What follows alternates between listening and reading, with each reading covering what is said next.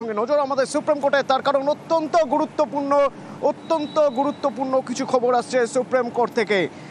হাইকোর্টের যে নির্দেশ ছিল ওবিসি তালিকা নিয়ে, জয়েন্ট বা মেডিকেলের ওবিসি তালিকা নিয়ে, তাতে স্থগিতাদেশ সুপ্রিম কোর্টের। অর্থাৎ সেদিক থেকে দেখতে গেলে আর কোনো রকম কোনো জট থাকলো না জয়েন্টের ক্ষেত্রে। হাইকোর্ট কি বলেছিল? হাইকোর্ট বলেছিল 2010-এর আগের ওবিসি তালিকা অনুযায়ী ফল প্রকাশ করতে হবে, সেই নির্দেশের উপর স্থগিতাদেশ দিল সুপ্রিম কোর্ট। কিন্তু কেন? সেক্ষেত্রে সুপ্রিম কোর্টের কি পর্যবেক্ষণ? নয়াদিল্লি থেকে সরাসরি আমার সঙ্গে রয়েছেন মৈত্রেয়ী।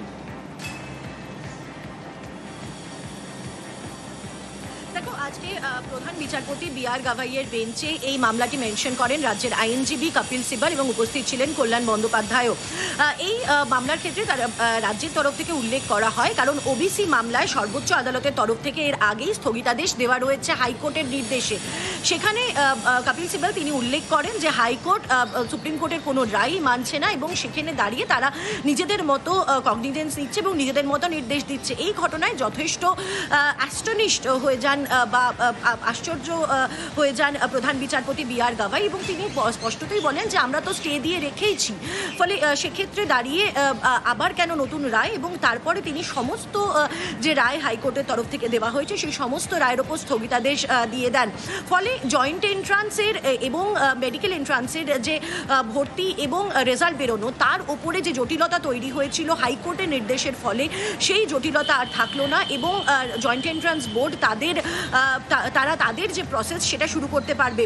মূল মামলা, সেই মূল মামলাটির শুনানি হতে চলেছে আগামী সোমবার, এবং সেই দিন আরও যে সমস্ত ওবিসি সংক্রান্ত, অর্থাৎ রাজ্যের ওবিসি সংক্রান্ত যে সমস্ত মামলা আছে সেই সমস্ত মামলাকে একসঙ্গে করে প্রধান বিচারপতি শুনবেন বলে জানিয়েছেন আজকে। অতনু,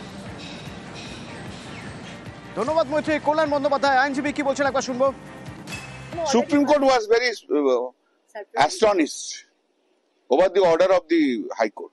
Justice কৌশিক চন্দ্র যে অর্ডারটা দিয়েছিল, যাতে সব স্টে করে দিতে বলেছিল, joint entrance, medical board, allied, engineering etcetera যত কিছু আছে যা স্টে করেছিল, সেই অর্ডার আজকে স্টে হয়ে গেল। আর 2025-এ তো ম্যাটারে যে ইন্টারপ্রিটেশন দিচ্ছিল যে একটা মাত্র 17 তারিখ পর্যন্ত কয়েকদিনের জন্য আছে, তারপর ইন্টারিম অর্ডার নেই, সব স্টে, ম্যাটার হিয়ারিং হবে। রাজ্য এখন is free to pronounce the result and to proceed. Joint এন্ট্রান্সে যাদের রেজাল্ট পাবলিশ হয়নি, কাউন্সিলিং রেজাল্ট পাবলিশ করে কাউন্সিলিং, অ্যাডমিশন সব করতে পারবে ওরা। আমার অপর সহকর্মী অর্ণব রয়েছেন আমার সঙ্গে। অর্ণব, এই যে বলা হচ্ছে যে হাইকোর্টের এই রায়ের উপর যে সুপ্রিম স্থগিতাদেশ, তাতে জয়েন্টের জট কাটলো, কিভাবে কাটলো, কি ছিল হাইকোর্টের সেই নির্দেশ? কৌশিক চন্দ্র 15 থেকে 16 দিন আগে একটি নির্দেশ দেন এবং সেই নির্দেশটি বিচারপতি চন্দ্র দেন স্বতঃপ্রণোদিত আদালতের হস্তক্ষেপের মধ্য দিয়ে, এবং সেক্ষেত্রে বিচারপতি কৌশিক চন্দ্র তার নির্দেশে জানিয়েছিলেন বেশ কিছু পরীক্ষার্থী ইমেল আইডি করে তাকে অভিযোগ জানিয়েছেন যে জয়েন্ট এন্ট্রান্স বোর্ড ইঞ্জিনিয়ারিং এর যে কাউন্সিলিং করছে সেক্ষেত্রে কলকাতা হাইকোর্টের আগের নির্দেশ সেটাকে না মেনে, এবং সেক্ষেত্রে 17% ওবিসি সংরক্ষণ দিয়ে এটা করা হচ্ছে।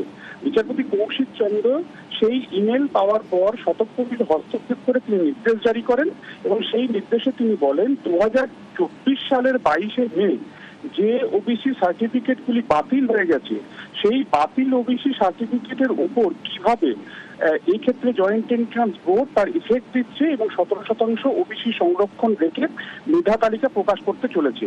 তাই তিনি বলেন বাতিল হওয়া ওবিসি তালিকা, এক্ষেত্রে বিচারপতি চন্দ্রের যুক্তি ছিল তার রায়ের মাধ্যমে যে 2024 সালের যে মূল ওবিসি মামলার রায় বিচারপতি তপব্রত চক্রবর্তী এবং বিচারপতি রাজাশেখর মান্তার বেঞ্চ অমলচন্দ্র দাস তার মামলার করা প্রেক্ষিতে যে দিয়েছিল, সেক্ষেত্রে 2010 সালের আগে রাজ্যে থাকা 66টি সম্প্রদায় বা ওবিসি তালিকা, সেই তালিকাকে বহাল রেখেছিল।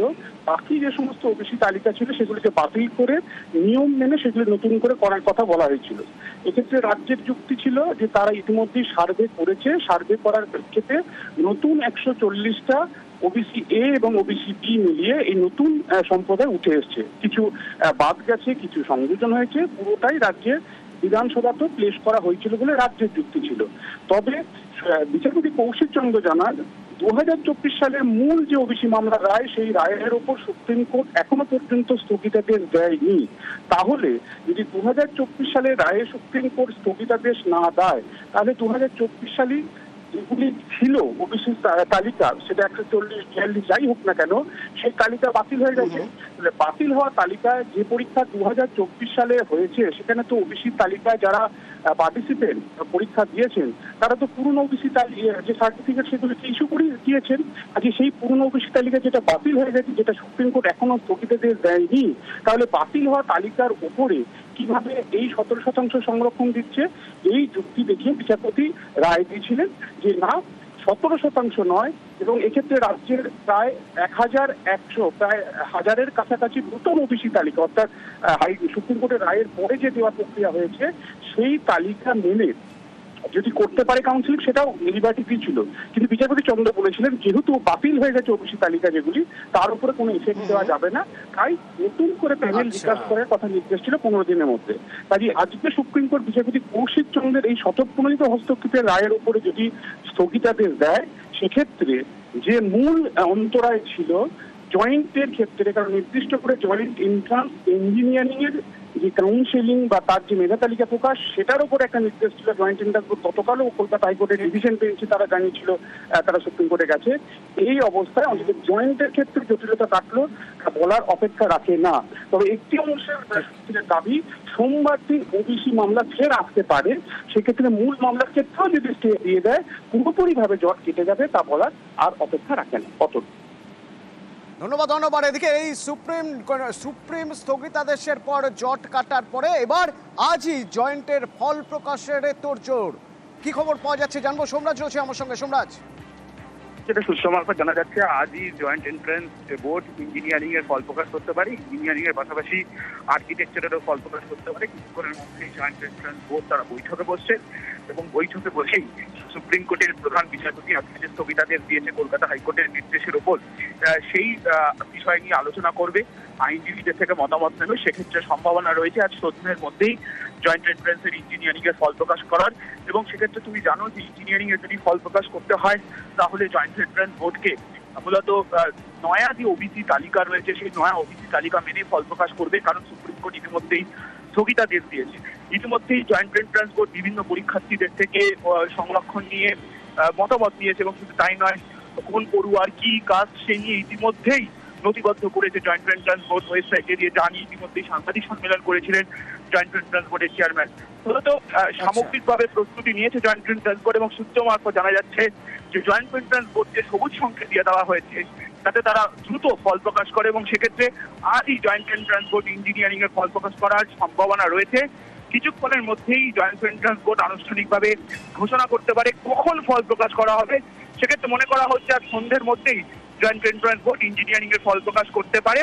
যদিও সম্ভাবনা বলা হচ্ছে, তার কারণ এখনো পর্যন্ত আনুষ্ঠানিকভাবে ঘোষণা করা হয়নি। সূত্র মারফত জানা যাচ্ছে সুপ্রিম কোর্টের এই স্থগিতাদেশের পর জয়েন্ট এন্ট্রান্স বোর্ডকে বলা হয়েছে যাতে তারা দ্রুত ফল প্রকাশ করে, এবং সেই মোতাবেক আজকের মধ্যেই ফল প্রকাশ করার সম্ভাবনা রয়েছে জয়েন্ট এন্ট্রান্স বোর্ডে।